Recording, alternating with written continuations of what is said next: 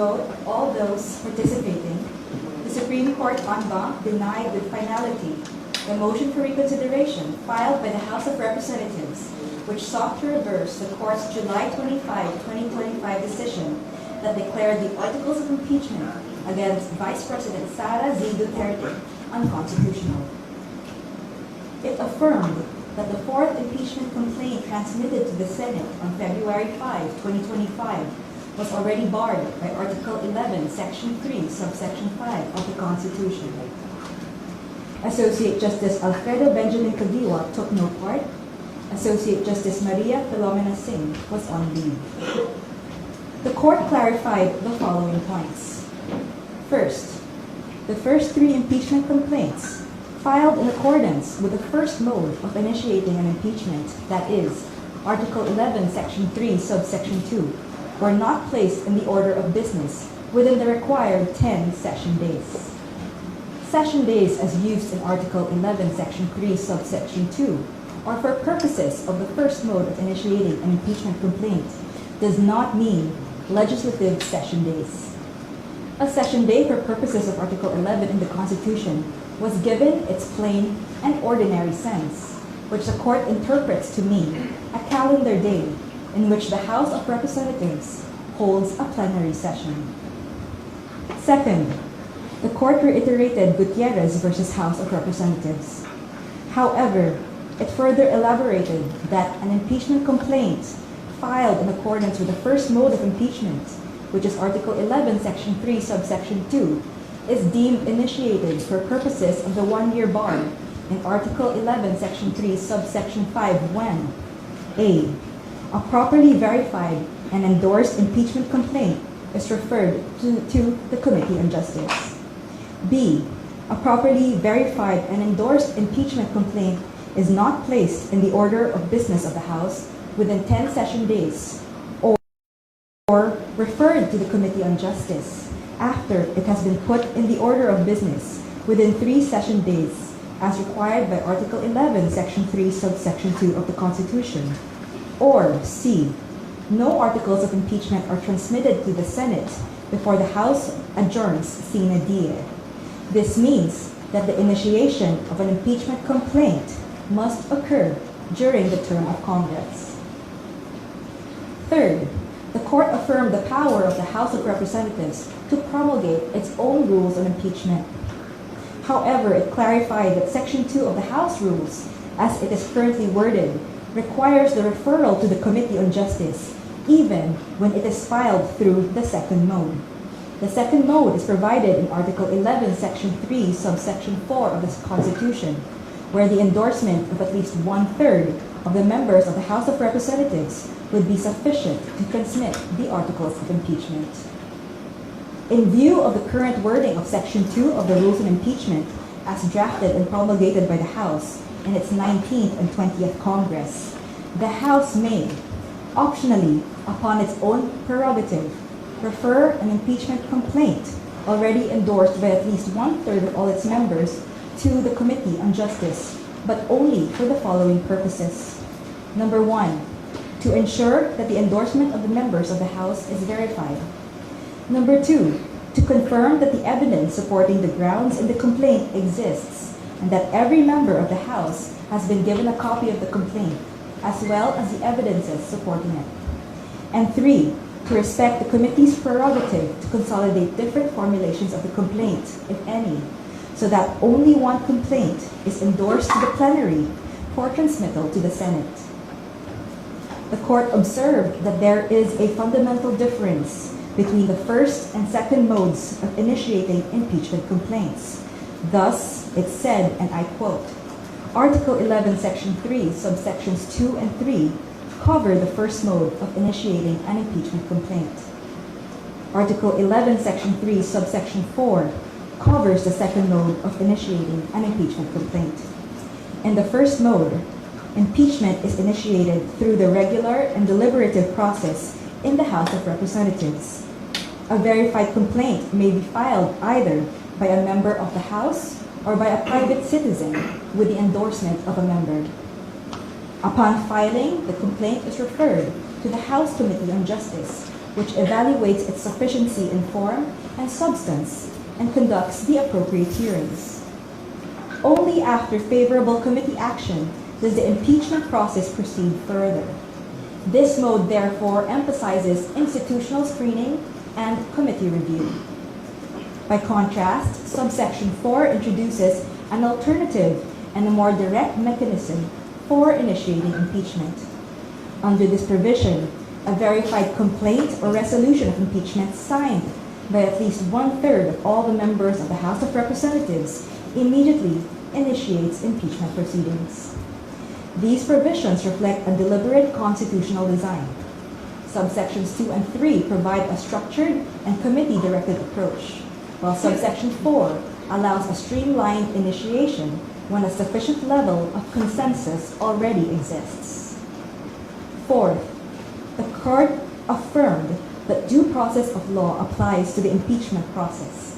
It stated, and I quote, "The phrase right to life, liberty, or property should not be read with undue literalism.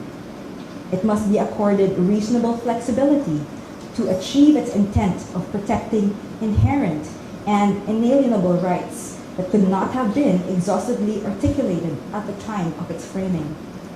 The Due Process Clause embodies the fundamental constitutional commitment to reasonableness, fairness, and non-arbitrariness. It envisions that we cannot have a true democratic and republican or representative state that is arbitrary and unfair. However, due process as it applies to the impeachment process is sui generis or in a class of its own. Full-blown trial happens at the Senate. At least for the second mode of initiating an impeachment complaint, it only requires 1. The grounds invoked in the complaint or resolution are those contained in Article 11, Section 2 of the Constitution. Number 2, the procedure is governed by the rules on impeachment promulgated by the House prior to any filing of any impeachment complaint. 3, as already provided by the current House rules on impeachment, all endorsing members should have been given a copy of the complaint and all its supporting evidence.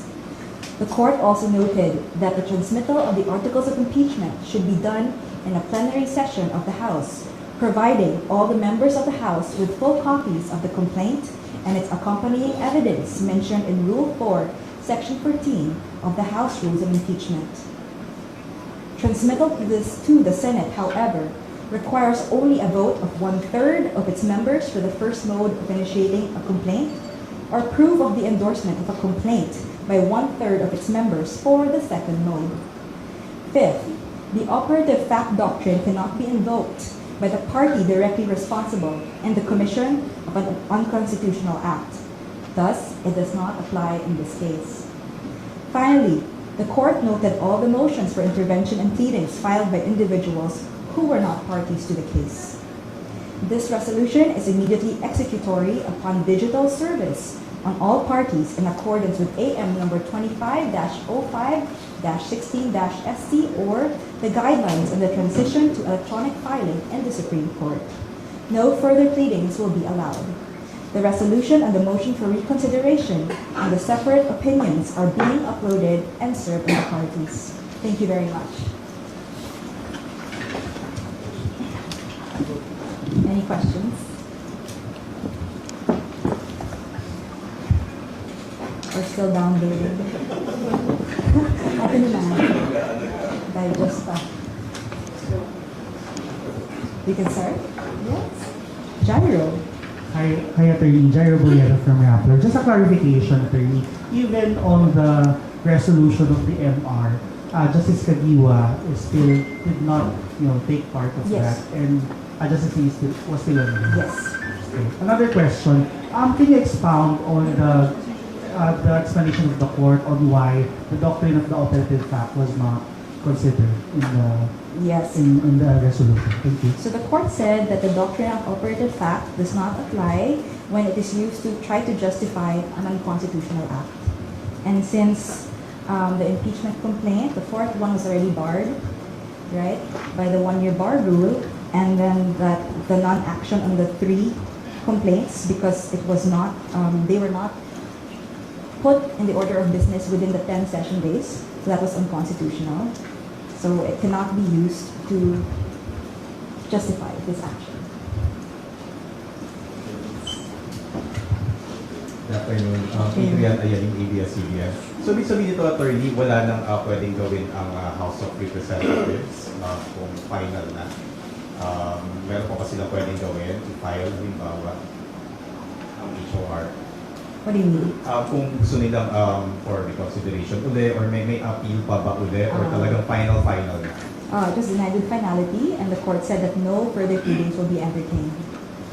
Although hypothetical, kung hindi ba ito na-decide before February 6, parang yung MR nila is still active, parang they can proceed with any a filing of another impeachment complaint, theoretically speaking.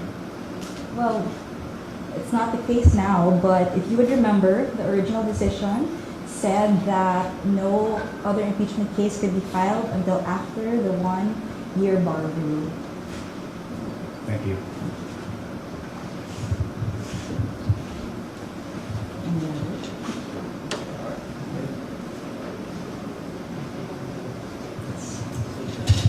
Attorney, just another question. There are ongoing impeachment, complaints before the House of Representatives, and basically they're adopting the 2025 ruling of the Supreme Court on the procedure for impeachment. Now, with this clarification on, for example, the Gutierrez precedent, gagamitin na po ba itong ruling ng Supreme Court on the MR, yung clarifications also, on the current impeachment proceedings before the House of Representatives? Well, this resolution of the Supreme Court is its latest, and it clarified a number of things when it comes to the two modes of impeachment, the due process requirements required for each mode, as well as when each mode is being initiated for purposes of the 1-year bar rule. So yes, it will be this one that should be followed. Hi ma'am, Tetch Lupas po from Inquirer. Tetch. Clarify ko lang, so wala na yung Francisco ruling, eto na yung susundin niya. Actually, no. Francisco and Gutierrez are still good decisions, and it also said that yes, the court followed Gutierrez, but it expounded on it. Kasi kay Gutierrez, what happened there was a referral to the Committee on Justice. But then in this case, what happens when it is not referred? What happens when it is not put in the order of business within the 10 days required by the Constitution, or it's not referred to the Committee on Justice within the 3 days thereafter as required by the Constitution? So, nilagyan lang ng options yung from Francisco ruling? More like it clarified the ways in which the first mode of impeachment is deemed initiated. Isa pang question. Yes. Ano po yung date ng promulgation? The promulgation was nung Wednesday. Kahapon. January 28. Yes.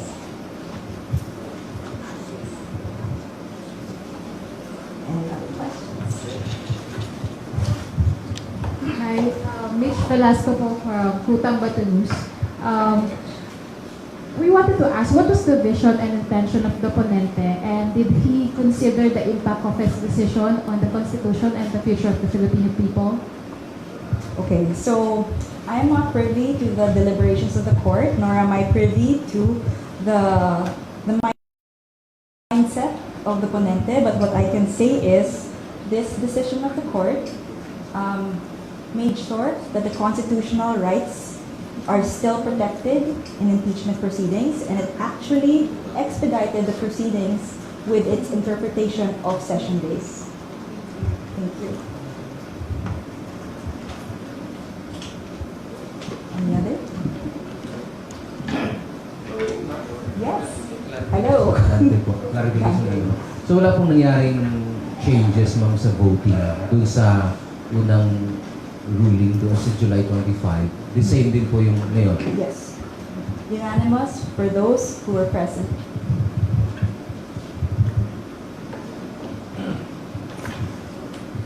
Yes. Good afternoon po. Ako po si Hi. Ines from One News. Confirm ko lang po, so yung MR decision po, we can still proceed po with the February 6 na 1-year bar. since may mga impeachment complaints na po na inihain sa House recently? Or ngayon pa lang ulit mag-i-start since may decision po yung sa MR ng House?